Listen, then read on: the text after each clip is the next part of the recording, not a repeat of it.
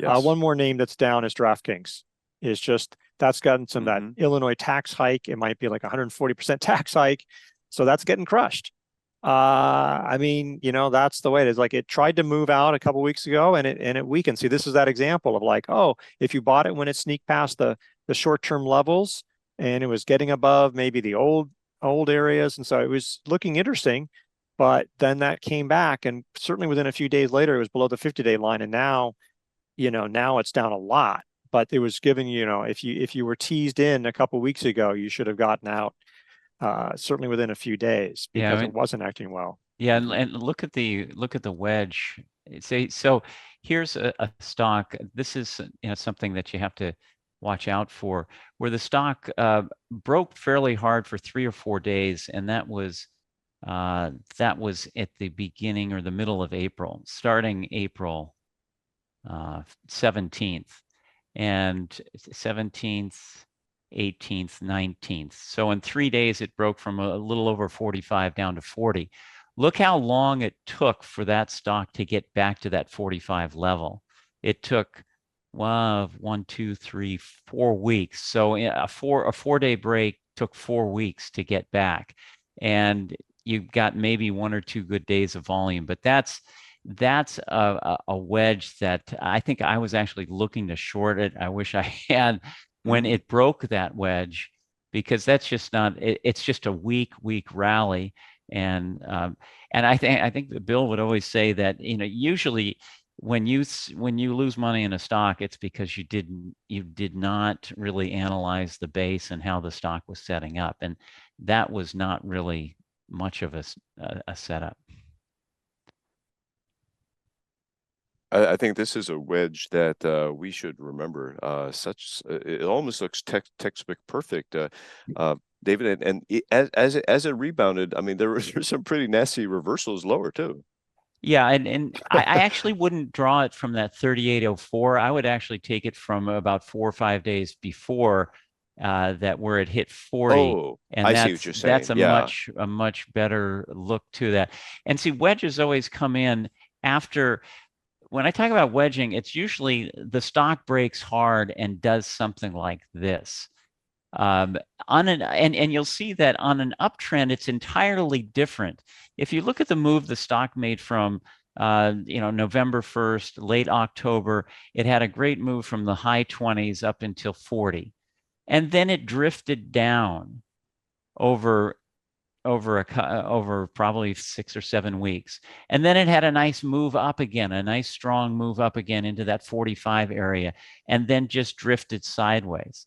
And then had another fast move up again, but then broke hard off of that 50 or that 49.97 area, and or 50, 49.57, and couldn't come back. And so that's where you're always looking for a change in how the stock is acting, where before the moves up were quick and strong, and the down moves were slow and just not on a whole lot of volume, and then they would move up fast.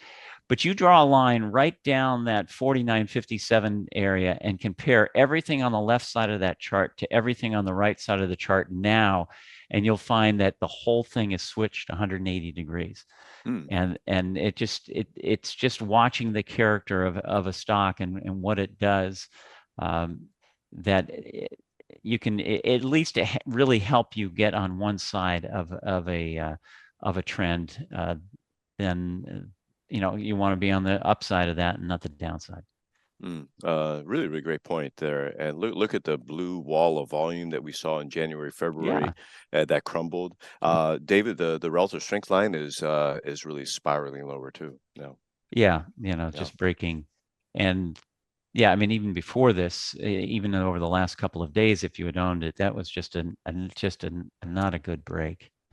Well, Ed did such a nice job ferreting out that news regarding the Illinois tax proposal to jack up such taxes on sports betting. And it's interesting, David, that I just get the feeling, even though I haven't checked the Q&A that well, there may be a few listeners and as well as people outside the show who still have a really nice profit in this stock, because if we go to the weekly, it's been a nice run from 10 to almost 50.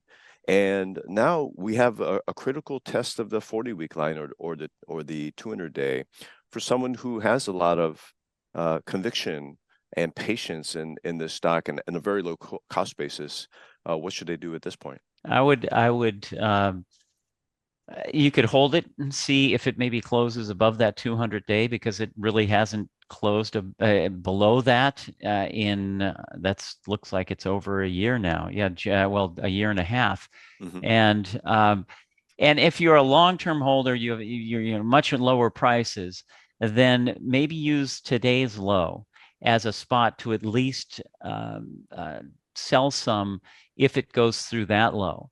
Because maybe you could have another chance. Sometimes these things, they give you a few chances to sell. So maybe it rallies up to 40. See how that rally up to 40 is. If it's slow and the volume's not strong and it doesn't come back quickly and it takes weeks to get back to that 40 area, then that's telling you that the whole thing has changed.